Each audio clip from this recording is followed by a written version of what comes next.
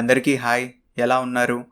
ఈరోజు మనతో ఈ స్టోరీని షేర్ చేసుకుంది అనన్య. హాయ్ అన్న. హాయ్ అనన్య. నేను మా మమ్మీకి జరిగిన స్టోరీ చెప్పాలి. అన్న, ఇది ఒక 20 years బ్యాక్ జరిగిన story. Okay Ananya, thank you for sharing your story. And ఈ స్టోరీకి నేను పెట్టిన పేరు the haunted well.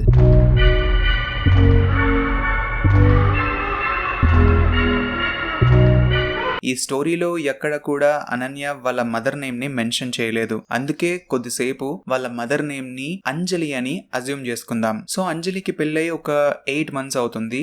Anjali and తన హస్బెండ్ ఇద్దరు కూడా సపరేట్ గా ఉండేవారు.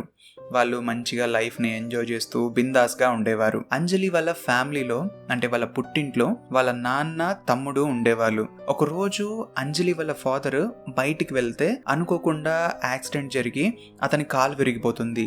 ఆ తర్వాత అతను ఎక్కడికి పనికి వెళ్ళలేక ఇంట్లోనే ఉండడం వల్ల చాలా ఫైనాన్షియల్ ప్రాబ్లమ్స్ వచ్చాయి. అప్పుడు అంజలి వాళ్ళ తమ్ముడు బయటికి వెళ్ళి చదువుకోకుండా పనులు అడుగుతూ ఉండేవాడు. చాలా మంది అతన్ని బయటికి పంపించేసేవాళ్ళు, ఎందుకంటే చిన్నపిల్లలకి ఎక్కడ కూడా పని మేము ఇవ్వమని అందరూ కూడా వద్దు వద్దు అనేవాళ్ళు. అంజలి వాళ్ళని అలా ఇబ్బంది పడడం చూడలేక వాళ్ళ ఆయనని అడుగుతుంది, ఇలా మా నాన్న తమ్ముడు వస్తారు, ఇక్కడే ఉంటారు మనతో పాటే, వాళ్ళ పరిస్థితి కొంచెం బాగాలేదు అంటే తన హస్బెండ్ కూడా ఒప్పుకొని వాళ్ళందరూ కూడా ఒక దగ్గర ఉండడానికి డిసైడ్ అవుతారు. అంజలి హస్బెండ్ వచ్చేసి డైలీ వర్కర్. డైలీ వేజ్ అంటే ఇప్పుడు ఏ రోజు పని చేస్తే ఆ రోజే వాళ్ళకి డబ్బులు ఉంటాయి, అలాంటి పనులు చేస్తూ ఉండేవాడు. సో ఒక రోజు తన హస్బెండ్ పని వెతుక్కుంటూ ఒక రైస్ మిల్ దగ్గరికి వెళ్ళాడు. అక్కడ ఓనర్ తో మాట్లాడుకున్న తర్వాత అక్కడ పని ఫిక్స్ అయిపోయింది. ఆ ఓనర్ అంటాడు, మీరు ఉండడానికి కూడా ఇక్కడే రైస్ మిల్ కి కొంచెం దూరంలో ఇల్లులు ఉన్నాయి, మీరు అక్కడ ఉండొచ్చు, కరెంట్ బిల్ కూడా కట్టాల్సిన అవసరం లేదు, రెంట్ కూడా అక్కర్లేదు,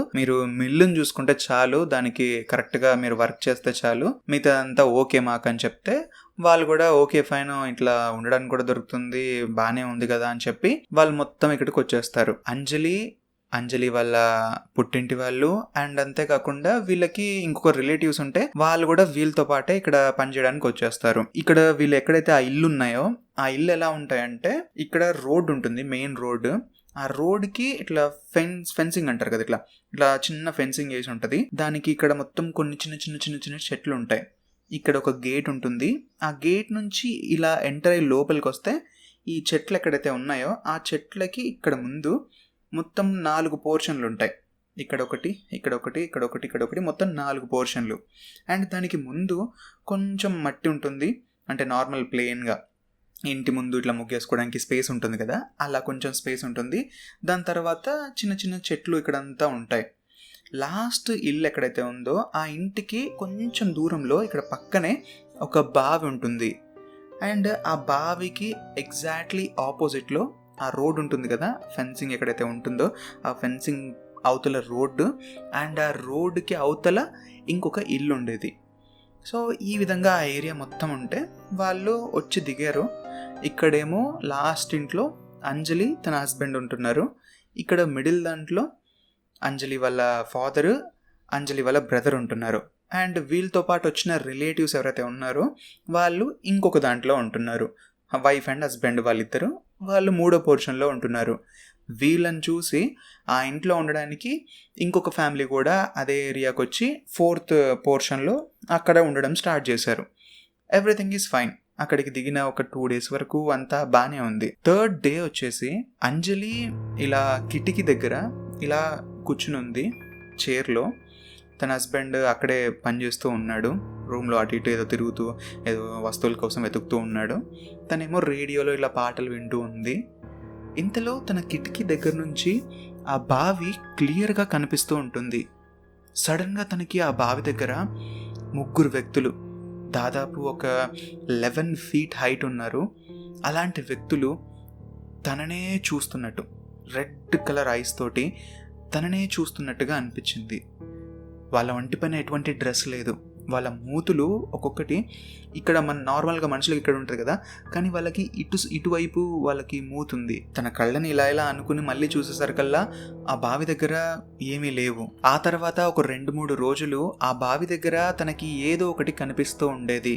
తనకి భయం వేసి పడుకునేటప్పుడు ఆ కిటికీల్ని మూసేసి నిద్రపోయేది. ఒక రోజు నైట్ అలానే కిటికీ మూసేసి నిద్రపోయింది. వీళ్ళకి బెడ్లు ఉండేవి కాదు, కింద చాపలు ఉంటాయి కదా, కింద వేసుకుని పడుకునేవాళ్ళు. తను నిద్రపోయిన ప్లేస్లో సడన్గా భూమి లోపల నుంచి ఇలా 6 చేతులు తనని పట్టుకోవడానికి ప్రయత్నించాయి. 2 చేతులేమో ఇలా మెడని గట్టిగా పట్టుకుంటే మిగతా 2 చేతులు ఈ చేతుల్ని పట్టుకున్నాయి. ఆ తర్వాత ఇంకా 2 చేతులు తన కాళ్ళని పట్టుకుని గట్టిగా ఇలా పిసకడం మొదలుపెట్టాయి.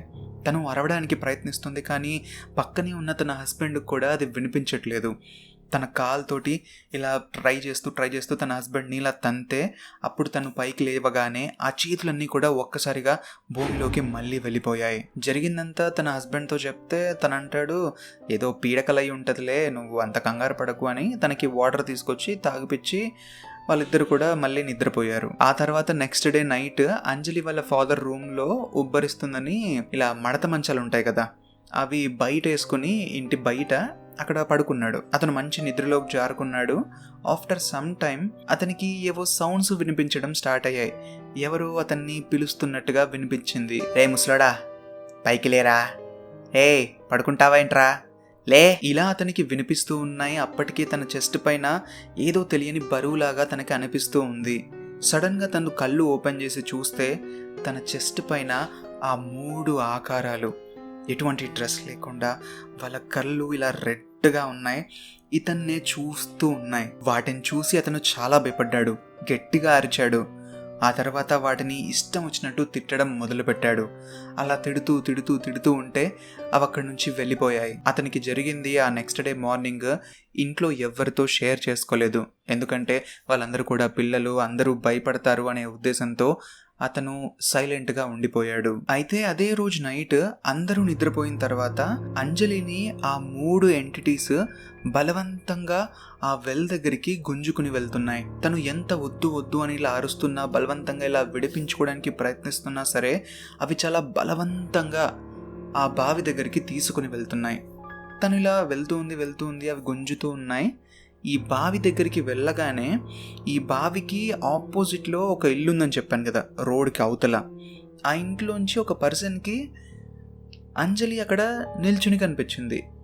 కానీ ఆ అంజలిని మాత్రం ఇలా 3 ఎంటిటీస్ గుంజుతూ ఉన్నాయి. కానీ ఆ పర్సన్కి మాత్రం అంజలి ఒక్కతే కనిపిస్తుంది. తను ఇలా ఆ బావి పైనకి ఎక్కి దూకేబోతున్నట్టుగా అతనికి అనిపించి వెంటనే అక్కడి నుంచి పరిగెత్తుకొచ్చి గట్టిగా అరుస్తాడు. అప్పుడు ఆ ఎంటిటీస్ ఏవైతే ఉన్నాయో అవి అంజలిని వదిలేస్తాయి. అప్పుడే అంజలికి ఇలా కళ్ళు తెరుచుకుంటుంది. తనకి అర్థమవుతుంది అప్పుడు దాకా తను ఒక ట్రాన్స్లో ఉందని చెప్పి. అలా కళ్ళు తెరిచి తను వెంటనే ఆ బావి పై నుంచి ఇలా కిందకి దిగి వస్తూ ఉంటే అతను అరిచిన అరుపుకి చుట్టుపక్కల ఎవరైతే ఉన్నారో వాళ్ళ ఫ్యామిలీ మెంబర్స్ అందరూ కూడా బయటకు వచ్చారు. తన హస్బెండ్ కూడా ఇలా డోర్ తెరుచుకుని బయటకు వచ్చాడు. తన హస్బెండ్ షాక్లో ఉన్నాడు. నువ్వు బయటికి ఎలా వెళ్ళావు, బయటికి వెళ్తే డోర్ ఇలా లోపల నుంచి లాక్ ఎలా ఉంది, నేను అసలు మెలకుగా లేను కదా, అలా ఎలా జరిగింది, అలా ఎలా బయటికి వెళ్ళావు నువ్వు అని చెప్పి అడుగుతూ ఉంటాడు. సర్లే లోపలికి వెళ్దాం పదండి అని చెప్పి అంజలి వాళ్ళ ఫాదర్ వాళ్ళందరిని తీసుకుని లోపలికి వెళ్ళాడు. లోపలికి వెళ్ళిన తర్వాత వీళ్ళ రిలేటివ్స్ ఎవరైతే ఉన్నారో, అంజలి వాళ్ళ రిలేటివ్స్, వాళ్ళందరూ ఇలా మాట్లాడుకుని కరెక్ట్గా లేదు, రేపొద్దున నేను దర్గాకి వెళ్ళి ఇలా తాయెత్తులు తీసుకొస్తా అది ఇది అని చెప్పి ఆ రిలేటివ్స్ వెళ్ళి అంజలికి మంచి తాయెత్తుని తీసుకొచ్చి కట్టారు. కట్టిన తర్వాత ఆ రోజు నైట్ అంజలి నిద్రపోయిన తర్వాత ఆ 3 ఎంటిటీస్ ఇలా పైనుంచి అంజలిని చూసి నవ్వుతూ ఉన్నాయి. చూడరా, మన నుంచి తప్పించుకోవడానికి దానికి ఏవేవో తీసుకొచ్చి కడుతున్నారు. ఈ విధంగా అవి నవ్వుతుంటే అంజలికి ఇదంతా వినిపిస్తూ ఉంది. కళ్ళారా వాటిని చూడగలుగుతుంది. ఆ 3 ఎంటిటీస్ అలా నవ్వుతుంటే తనకి చాలా చిరాగ్గా అనిపించింది. ఒక రకమైన టెన్షన్తో తను అక్కడే స్పృహ తప్పిపోయింది. కొద్దిసేపు అయిన తర్వాత చూస్తే అంజలి కప్పుకున్న బ్లాంకెట్తో సహా వీళ్ళ ఇంటి వెనకాల రోడ్డు ఉందని చెప్పాను కదా, ఆ రోడ్డు పైన తను అడ్డంగా పడుకుని కనిపించింది. ఆ రోడ్డు పైన వెళ్తున్న ఒక వెహికల్ ఆ బాడీని చూసి సడన్గా ఆపేసి అక్కడ ఉండే వాళ్ళని పిలిస్తే అప్పుడు అంజలి వాళ్ళ ఇంట్లోంచి వచ్చి అదేంటి ఇది ఇక్కడేం చేస్తుంది, రోడ్డు పైన ఎందుకు పడుకుందని చెప్పి తనని లేపారు. లేపి తనని మళ్ళీ ఇంట్లోకి తీసుకెళ్లారు. ఇప్పుడు కూడా వాళ్ళ హస్బెండ్ అదే కన్ఫ్యూజన్లో ఉన్నాడు. మళ్ళీ లోపల నుంచి డోర్ లాక్ చేసి ఉంది. నువ్వు బయటికి ఎలా వెళ్ళావు, ఆయన రోడ్ పైన పడుకోవడం ఏంటి, వెళ్ళి నువ్వు అని చెప్పి అరుస్తూ ఉన్నాడు. అప్పుడు అంజలి వాళ్ళ ఫాదర్, సరే సరే అల్లుడు గారు మీరు అలా అరవకండి, దీని గురించి మనం రేపొద్దున మాట్లాడుకుందాం అని చెప్పి వాళ్ళందరినీ నిద్రపోమ్మన్నాడు. ఆ తర్వాత నెక్స్ట్ డే వీళ్ళందరూ కూడా ఒక తెలిసిన గుడికి వెళ్ళారు. అక్కడ ఒక పెద్ద పంతులు అంటారంట, సంథింగ్ ఏదో ఐ డోంట్ నో, అలా ఒక పూజారి ఉంటే ఆ పూజారిని కలవడానికి వెళ్ళారు. ఆ గుడికి వెళ్ళి ఆ పూజారిని ఇలా కలిసిన వెంటనే అంజలిని చూసి అంటాడు, మీకు ఆ దయ్యాల కొంప తప్ప ఇంకెక్కడా కూడా ఇల్లు దొరకలేదా? ఇలా అన్న తర్వాత అంజలి వాళ్ళ ఫాదర్ తనకి జరిగింది చెప్పాడు. అంజలి తనేం ఫేస్ చేస్తుందో ఆ ప్రాబ్లమ్స్ అన్నీ అతనితో చెప్పిన తర్వాత, సరే నేను ఒకసారి ఆ ప్లేస్ని చూడాలంటూ అతను వీళ్ళతో పాటు ఇంటి దగ్గరికి వచ్చాడు. ఇంటి దగ్గరికి వచ్చినప్పుడు వీళ్ళ 3 ఫ్యామిలీస్ ఏవైతే ఉన్నాయో, వీళ్ళందరూ రిలేటివ్స్ అండ్ అంజలి వాళ్ళ ఫ్యామిలీ ఉంటున్నారు కదా, దాని పక్కన వేరే ఫ్యామిలీ ఉంటుందని చెప్పాను కదా, వీళ్ళందరూ కూడా గుడికి వెళ్ళిన టైంలో ఆ ఫ్యామిలీ మెంబర్స్ ఎవరైతే ఉన్నారో వాళ్ళని ఎవరో మెట్లపై నుంచి వెళ్తున్నప్పుడు ఇలా గట్టిగా కాళ్ళని లాగితే తన వైఫ్కి ఇక్కడంతా కూడా బాగా దెబ్బ తాకింది. మొత్తం ఇలా బ్లడ్ కారుతూ తను ఇలా కట్లు కట్టుకుని వాళ్ళకి కనిపించింది. ఆ పంతులు దాన్ని చూసి ఇది కూడా వాళ్ళ పనే, సరే పదండి నేను చూస్తాను దీని సంగతి ఏంటో అని చెప్పి ఆ బావి దగ్గరికి వెళ్ళాడు.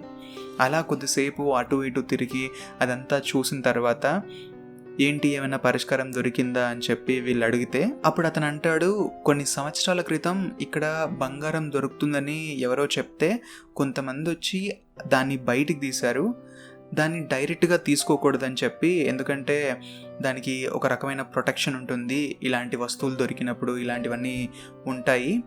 ఆ బంధనాన్ని పోగొట్టడానికి కొంతమంది బ్లాక్ మ్యాజిక్ చేసే వాళ్ళని తీసుకొచ్చి దాన్నంతా కూడా తొలగించిన తర్వాత వాళ్ళు ఆ బంగారాన్ని తీసుకుని వెళ్ళిపోయారు. ఆ బ్లాక్ మ్యాజిక్ చేయడానికి వచ్చిన వాళ్ళు ఏవైతే ఎంటిటీస్ ఉంటాయో దాని చుట్టూ ఎవరైతే కాపలకు పెట్టారో వాటన్నిటినీ ఒక క్లాత్లో ఇలా రెడ్ క్లాత్లో వేసి ఈ బావిలో పడేశారు. మళ్ళీ కొన్ని సంవత్సరాల తర్వాత ఈ ఏరియాని క్లీన్ చేస్తున్నప్పుడు, ఇలా కన్స్ట్రక్షన్ జరుగుతున్నప్పుడు ఈ బావిని క్లీన్ చేస్తుంటే దాంట్లోంచి ఈ రెడ్ కలర్ క్లాత్ని బయటికి తీసిన వ్యక్తి అక్కడికక్కడే రక్తం కక్కుకుని చనిపోయాడు. అలా కొద్ది రోజుల తర్వాత ఆ కన్స్ట్రక్షన్ మొత్తం పూర్తయిన తర్వాత అంజలి వాళ్ళ ఫ్యామిలీ అక్కడ ఉండడానికి వచ్చారు. అంజలి వాళ్ళు ఈ ప్లేస్లో ఉండడానికి ఎప్పుడైతే వచ్చారో ఆ టైంలోనే తను 3 months ప్రెగ్నెంట్తో ఉంది. అంటే ఇప్పుడు మనకి స్టోరీ పంపించింది కదా అనన్య, తను అప్పుడు వాళ్ళ మదర్ కడుపులో ఉంది. ఇదంతా విన్న తర్వాత అంజలి వాళ్ళ ఫాదర్ అంటాడు, మరి మా పాప వెనకాల ఎందుకంత ఎక్కువగా పడుతున్నాయంటే తను ప్రెగ్నెంట్తో ఉంది కదా, తనని చంపి తనని బలి కోరుకుంటున్నాయి, వాళ్ళకి ఇంకా శక్తి పెరుగుతుంది అలా చేయడం వల్ల, అందుకే తన వెనకాల పడుతున్నాయి, మీరేం కంగారు పడకండి, నేను దీన్ని సాల్వ్ చేస్తానని చెప్పి తను కొన్ని పూజలు చేసి మొత్తానికి ఆ బావిని మూసేస్తాడు. ఆ తర్వాత నుంచి వాళ్ళెవరికి ఎటువంటి ప్రాబ్లం లేదు. కొన్ని నెలల తర్వాత ఈ ప్రెగ్నెన్సీ డేట్ ఉంటుంది కదా, టైం వచ్చిన తర్వాత వాళ్ళు అక్కడ నుంచి వేరే దగ్గరికి షిఫ్ట్ అయిపోయారు. ఆ తర్వాత వాళ్ళకి అనన్య పుట్టింది. Everything is fine now. వాళ్ళ మిల్లు దగ్గర వర్క్ చేయడం కూడా మానేశారు, వేరే ప్లేస్కి వెళ్ళిపోయి వేరే వర్క్ చేసుకుంటూ చాలా ప్రశాంతంగా ఉన్నారు. సో ఇది వాళ్ళకి జరిగిన ఇన్సిడెంట్. ఇదే కాదు ఇంకా చాలా స్టోరీస్ విన్నాను నేను. ప్రెగ్నెంట్గా ఉన్న ఉమెన్స్ని ఇలాంటి ఎంటిటీస్ తొందరగా అటాక్ చేస్తాయని. సో మీకు గనక ఇలాంటి వాటి గురించి ఏమన్నా తెలిస్తే నా మెయిల్ ఐడికి లేదా నా ఇన్స్టాగ్రామ్ ఐడికి ఆ స్టోరీస్ని సెండ్ చేయొచ్చు.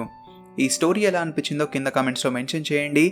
ఇక్కడ పక్కనే మీకు హర్ నేమ్ ఈజ్ రమ్య అని ఒక స్టోరీ ఉంటుంది, దాన్ని గనక ఇంతవరకు చూడకపోతే చూసేయండి. అండ్ ఇంకా ఇలాంటి వీడియోస్ కోసం ఛానల్ని సబ్స్క్రైబ్ చేసుకోవడం మాత్రం మర్చిపోకండి. Subscribe for more.